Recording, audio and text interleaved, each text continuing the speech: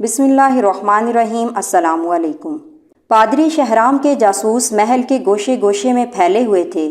جب ان جاسوسوں نے کیسر روم اور وزیر کی خفیہ ملاقاتوں کی اطلاع دی تو پادری شہرام گہری سوچ میں ڈوب گیا۔ پھر اس نے وزیر لوکس کو سیاسی منظرنامے سے ہٹانے کی تدبیر سوچ لی۔ اس وقت روم عیش پرستیوں کا مرکز تھا۔ بادشاہ، وزیر، امیر اور خواص اور عوام رقص و سرور اور شراب نوشی کو انسانی زندگی کا ایک لازمی حصہ سمجھتے تھے۔ کیف و نشاط کی زندگی گزارنے پر کوئی قانونی اور اخلاقی پابندی عائد نہیں تھی۔ اپنے اسی ماحول کے زیر اثر وزیر لوکس بھی کیف و نشاط کا دلدادہ تھا۔ پادری شہرام نے اس کی اس کمزوری سے فائدہ اٹھایا۔ ایک رات جب لوکس خوبصورت عیسائی رقاصہ سوسن کا ہوش و ربا رقص دیکھ رہا تھا تو مسلسل شراب نوشی کے اثر سے اس کے ہوش و حواس زائل ہوتے جا رہے تھے۔ پھر اس کیفیت میں اس نے سوسن سے رات کا آخری جام طلب کیا۔ سوسن بسد ناز و ادا لہراتی ہوئی آگے بڑھی اور اس نے دوسری زرنگار سراہی سے لوکس کا جام لبریز کیا۔ اس سراہی میں پادری شہرام کے منصوبے کے مطابق ایک خاص زہر شامل کر دیا گیا تھا جسے بڑے سے بڑا طبیب بھی آسانی کے ساتھ پہچان نہیں سکتا تھا۔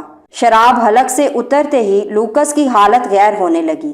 وہ شدید کرب کے عالم میں فرشی نشست سے اٹھا اور لڑکھڑاتی زبان میں رقاصہ سے پوچھنے لگا، سوسن، آج تو نے مجھے کیسی شراب پلا دی ہے کہ میرے دل کی دھڑکنیں قابو میں نہیں ہیں؟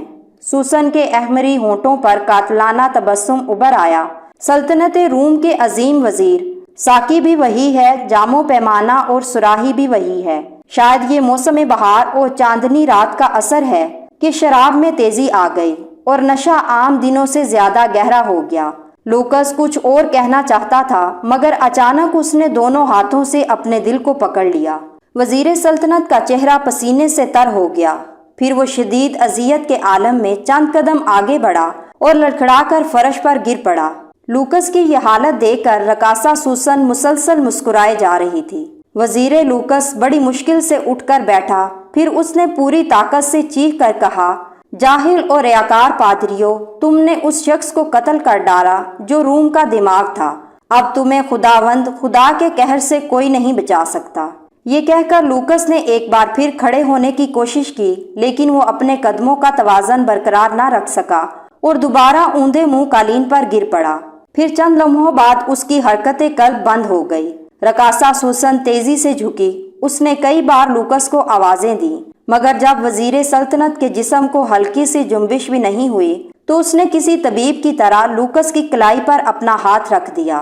وزیر سلطنت کی نبض ڈوب چکی تھی۔ لوکس کے عشرت قدے میں رقاصہ سوسن کا تیز قہقہا گونجا مگر جب یہ گونج ختم ہوئی تو اس کے کانوں میں پادری شہرام کے الفاظ کی صدائے باز گشت ابھرنے لگی، اگر تو نے عیسائیت کے ایک بڑے دشمن لوکس کو مار ڈالا تو مقدس باپ اور بیٹا تجھ سے راضی ہو جائیں گے، تیرے سارے گناہ دھو دیے جائیں گے اور تو پارسا عورتوں کی طرح جنت میں داخل ہو جائے گی۔ پھر جب رقاصہ سوسن وزیر سلطنت لوکس کے کمرے سے نکل کر محل کی راہداری سے گزر رہی تھی تو اس کے دل و دماغ پر سرشاری کی عجیب سی کیفیت طاری تھی۔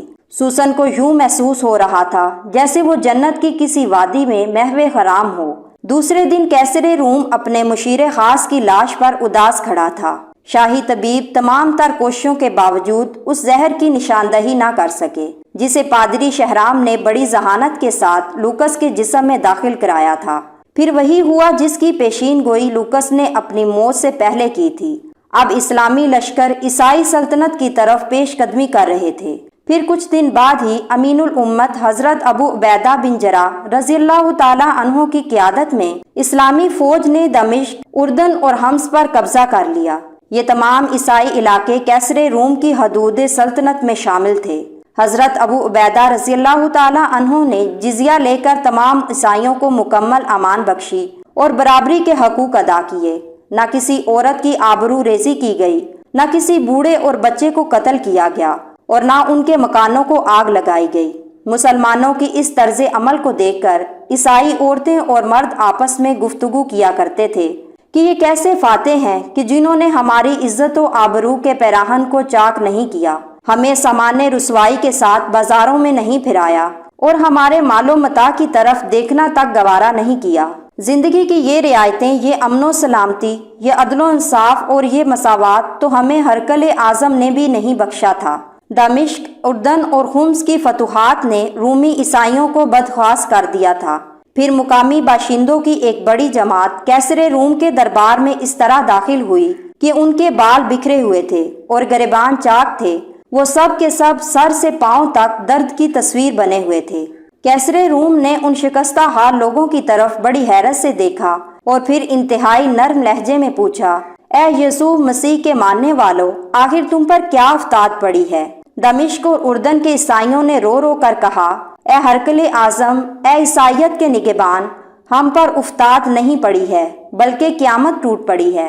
ہماری فریاد سن اور ہمارے دکھوں کا مداوا کر۔ فریادیوں کی یہ گریہ زاری دیکھ کر کیسر روم کے چہرے کا رنگ بدل گیا اور اس نے انتہائی تند و تیز لہجے میں فریادیوں سے پوچھا، وہ کون ہے جس نے تم پر یہ قیامت توڑی ہے؟ میں اسے عبرتناک سزا دوں گا اور تمہارے تمام دکھوں کا ازالہ کروں گا۔ وہ عرب کے مسلمان ہیں جنہوں نے ہماری زمینوں پر قبضہ کر لیا ہے اور ہمارے گھروں کو آگ لگا دی ہے۔ ایک فریادی نے زاروں کی طرح روتے ہوئے کہا، بوڑھے اور بچے قتل کیے جا رہے ہیں۔ دوسرے فریادی نے ہچکیوں سے روتے ہوئے دنیا کا سب سے بڑا جھوٹ بولا، اے ہمارے بادشاہ، صلیب کی بیٹیاں بے امان ہیں، وہ مسلمانوں کی ہوس کا نشانہ بن رہی ہیں۔ فریادی نے عیسائیوں کی بربادی کا نقشہ کچھ اس طرح کھینچا کہ کیسر روم غضبناک ہو کر اپنے تخت پر کھڑا ہو گیا اور زہر آلود لہجے میں بولا، میں نے صلیب کے بندوں کی فریاد سن لی۔ تم سے میرا وعدہ ہے کہ اس وقت تک چین سے نہیں بیٹھوں گا جب تک تمہیں تمہاری زمینیں واپس نہیں مل جائیں گی۔ آج سے تم انطاکیہ میں ہمارے مہمان ہو۔ اس وقت انطاکیہ کیسر روم کا دارالحکومت تھا۔ فریادی خوشی خوشی دربار سے چلے گئے۔ مسلمانوں کے سلسلے میں ان کی مکارانہ چال کامیاب ہو گئی تھی۔ کیسر روم رات بھر سکون سے نہیں سو سکا، بار بار اس کی آنکھ کھل جاتی تھی اور نظروں کے سامنے وزیر سلطنت لوکس کا چہرہ ابھر آتا تھا۔ تم سچ کہتے تھے لوکس کہ مسلمانوں کی یلغار ایران کی حدود تک نہیں ٹھہرے گی۔ کیسر روم بڑے حسرت زدہ لہجے میں اپنے مرحوم سیاسی مشیر کو غائبانہ مخاطب کر کے کہتا، کاش تم زندہ ہوتے اور مشورہ دیتے کہ ایسی نازک صورتحال میں مجھے کیا حکمت عملی اختیار کرنی چاہیے۔